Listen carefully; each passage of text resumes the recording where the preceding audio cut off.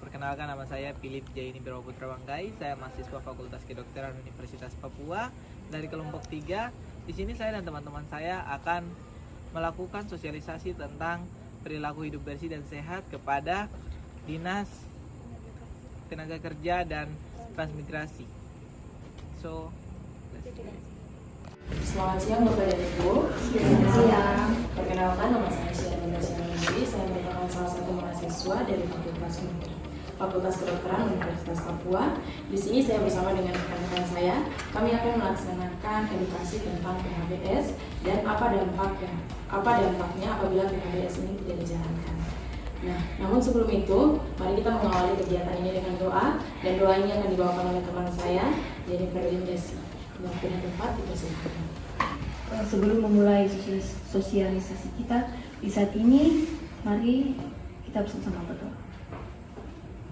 Tuhan, Allah pencipta langit dan bumi, Allah yang kami sembah di dalam nama Tuhan Yesus Kristus, kami bersyukur atas kesempatan yang indah ini, atas perkenan Tuhan, kami mahasiswa FK Unipa Kedokteran dapat bertemu dengan Bapak Ibu dalam kegiatan edukasi tentang perilaku hidup bersih dan sehat di lingkungan kantor ini. Kiranya Tuhan Yesus memberkati kegiatan ini, biarlah semua dapat diterima dan berjalan dengan baik.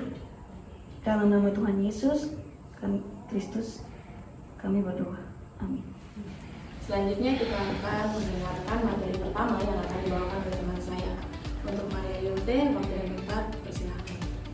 Terima kasih kepada Rapor sudah memberikan kesempatan kepada saya. Selamat siang Bapak dan Ibu. Saya Maria Yunte, saya sebagai pemateri pertama.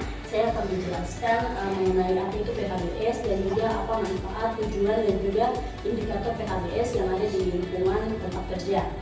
Sebelum kita masuk ke materi yang akan saya jelaskan, saya ingin bertanya dulu, apakah Bapak dan Ibu sudah pernah mendengar arti atau kata dari PHBS itu sendiri? Belum ya? Jadi PHBS itu adalah singkatan dari perilaku hidup bersih dan sehat, di mana PHBS ini adalah upaya atau langkah kita untuk memperdaya agar para pekerja itu tahu dan juga mampu untuk mempraktekkan perilaku hidup bersih dan sehat di tempat kerja. Hal ini tuh untuk mewujudkan tempat kerja yang sehat. Selanjutnya ada tujuan dari PHBS sendiri, ada 5 tujuan. Tujuan yang pertama yaitu untuk mengembangkan perilaku hidup bersih dan sehat di tempat kerja. Yang kedua yaitu menciptakan lingkungan kerja yang sehat. Yang ketiga menurunkan angka absensi tenaga kerja. Yang keempat menurunkan angka penyakit akibat tenaga kerja dan lingkungan kerja yang tidak sehat. Dan yang kelima memberikan dampak positif terhadap lingkungan kerja dan masyarakat. Itu ada 5 tujuan dari PHBS di tempat kerja. Dan selanjutnya ada manfaat dari PHBS di tempat kerja. Manfaatnya sendiri itu dibagi menjadi 3. Yang pertama itu untuk meningkatkan kesehatan pekerja dan tidak mudah sakit. Dimana kalau tempat lingkungan para pekerja itu sehat dan juga bersih, tapi para pekerja itu tuh tidak akan gampang sakit dan mempunyai pola hidup yang sehat. Dan yang kedua yaitu meningkatkan produktivitas kerja yang berdampak pada peningkatan penghasilan pekerja dan ekonominya. Kalau tubuh kita sehat dan para pekerja itu selalu melakukan pekerjaannya dengan baik, maka penghasilan yang didapatkan itu pasti optimal dan juga ekonominya itu pasti akan stabil. Dan yang ketiga, pengeluaran rumah tangga hanya ditujukan untuk peningkatan taraf hidup dan bukan untuk biaya pengobatan. Seperti yang sudah saya singgung, kalau kita tidak sakit pasti kita tidak mengeluarkan biaya untuk berobat. Dan selanjutnya ada 8 indikator penting PHBS atau perilaku hidup sehat yang dapat diterapkan di tempat kita kerja. Yang pertama, tidak merokok di tempat kerja.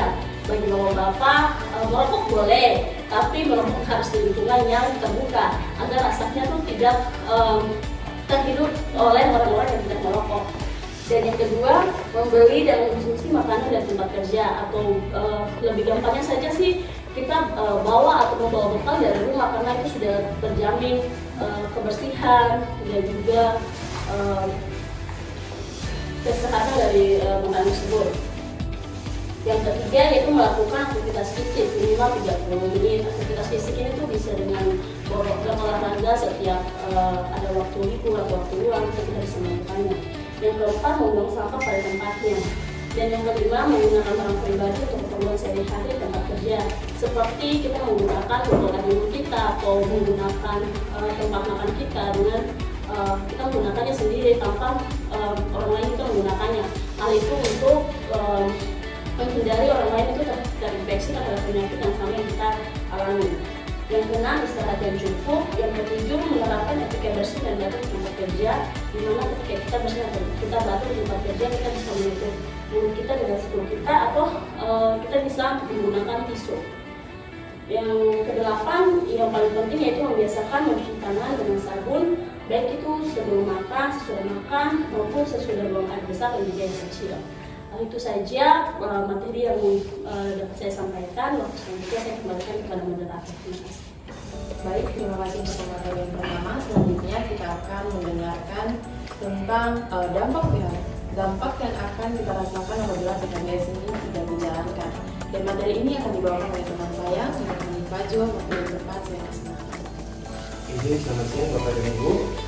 Terima kasih moderator atas waktu yang telah diberikan kepada saya.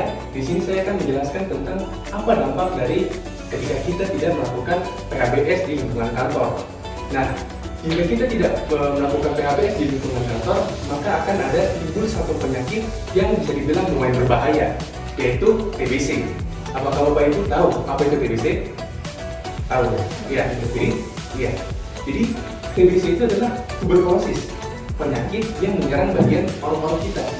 Jadi ketika kita terserang oleh TBC, paru-paru kita ini akan mengalami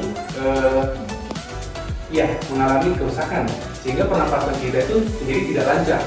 Gejala-gejalanya itu mulai dari batuk dan bersin selama 3 minggu secara berturut-turut. Lalu batuk dengan mengeluarkan darah, itu berarti tidak normal ya. Lalu yang selanjutnya adalah demam. Lalu selanjutnya berkeringat ketika malam hari dan juga penurunan berat badan yang tidak normal atau penurunan berat badan secara signifikan. Nah, jika Bapak Ibu menemukan ada teman atau Bapak Ibu sendiri mengalami gejala-gejala tersebut, maka bisa langsung konsultasi ke dokter. Ketika kita konsultasi ke dokter, hendaknya kita menggunakan masker sehingga penyebaran dari bakteri itu tidak tersebar luas, karena tuberkulosis ini dia bisa menyebar melalui udara atau percikan bersin dan batuk yang dikeluarkan di tubuh kita. Nah, bagaimana sih cara kita mencegah agar penyakit ini tidak tersebar lagi secara luas? Karena bahwa di Sorong ini atau di Papua ini angka dari penyakit tuberkulosis itu tinggi. Jadi kita harus mulai sadar bahwa tuberkulosis ini sudah tinggi dan kita harus melakukan pencegahan agar penyakit ini tidak tersebar lebih luas lagi. Nah, pencegahan yang pertama adalah ketika batuk dan bersin. Seperti yang sudah dijelaskan tadi bahwa ketika kita sedang batuk atau bersin, hendaknya kita menutup mulut kita dan hidung kita menggunakan siku, sehingga air liur yang terpercikan itu tidak menyebar melalui udara. Atau kita bisa menggunakan sapu tangan atau tisu untuk menutup mulut kita. Lalu yang kedua adalah mencuci tangan. Di mana mencuci tangan ini banyak orang yang menganggap remeh, bahwa mencuci tangan itu tidak penting, bahwa ternyata mencuci tangan itu penting untuk mencegah penyakit TBC ini. Jadi ketika kita beraktivitas, bisa saja banyak bakteri yang menempel di tangan kita. Bakteri yang menempel di tangan kita bisa saja masuk karena kita memegang makanan atau minuman yang secara tidak sengaja mengenai tangan kita. Jadi perlu kita melakukan cuci tangan agar pencegahan dari TBC ini tidak menyebar. Lalu yang selanjutnya adalah kebersihan lingkungan, di mana kebersihan lingkungan itu terutama di kantor itu menjadi faktor penting untuk mencegah penyebaran TBC. Jadi misalkan kalau di kantor kita itu kotor, maka penyebaran TBC itu akan lebih meningkat. Bahkan bukan cuma TBC saja, penyakit-penyakit lain seperti gangguan pernapasan atau kita penyakit-penyakit kulit yang lain atau penyakit-penyakit yang lain juga bisa timbul karena akibat lingkungan yang tidak bersih.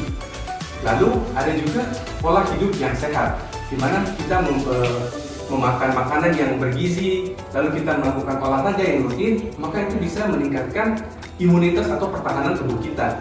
Dengan meningkatkan imunitas dan pertahanan tubuh kita bisa mencegah munculnya atau penyebarannya TBC. Jadi diharapkan bahwa di lingkungan kantor ini bisa lebih bersih dan juga dengan cara misalkan udaranya harus bersih, lalu membuka jendela agar sirkulasi udaranya itu bisa lebih segar.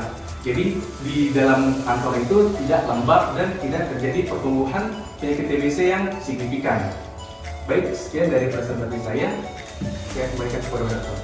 Terima kasih untuk materi yang sudah dipaparkan. Selanjutnya, karena tadi kita sudah mendengarkan bahwa cuci tangan itu sangat penting, maka di sini saya akan mengajak kita semua untuk mendengarkan bagaimana cara mencuci tangan yang baik dan benar yang akan dibawakan oleh teman saya, Rian. Baik, izin selamat siang Bapak. Di sini saya akan mencontohkan bagaimana cara mencuci tangan yang benar. Di sini Bapak dan Ibu sudah tahu bagaimana cara mencuci tangan yang benar? Ya baik, di sini saya akan memperagakan. Yang pertama yaitu membasuh kedua tangan dengan menggunakan air yang bersih yang mengalir. Yang kedua yaitu menggunakan sabun, lalu diusap-usap dari telapak tangan. Yang ketiga yaitu gosok kedua punggung tangan secara bergantian. Yang keempat, gosok tangan dengan cara berputar seperti ini. Habis itu yang kelima yaitu dengan cara mengunci seperti ini. Yang keenam, dengan cara beberapa jari ini harus digosok-gosok ke dalam permukaan dalam telapak tangan ini secara berputar. Habis itu mencuci tangan dengan air bersih dan mengalir. Sekian dari saya. Terima kasih. Baik, terima kasih untuk Rian. Selanjutnya kita akan masuk ke sesi tanya jawab. Dan apabila ada pertanyaan yang ingin Bapak dan Ibu sampaikan kepada kami siap untuk menerima waktu dan kita bisa.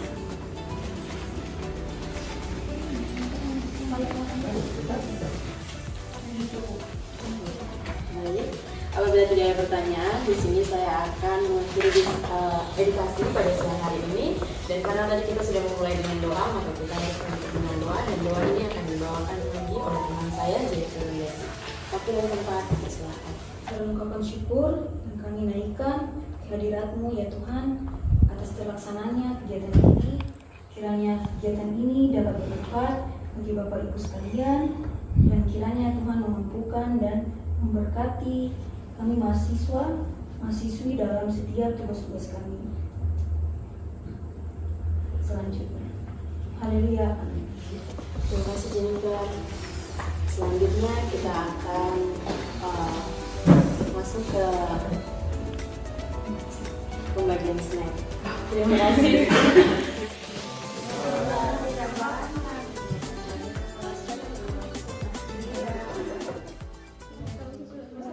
Itulah edukasi singkat dari kami. Sekiranya video edukasi singkat ini dapat bermanfaat bagi kami semua.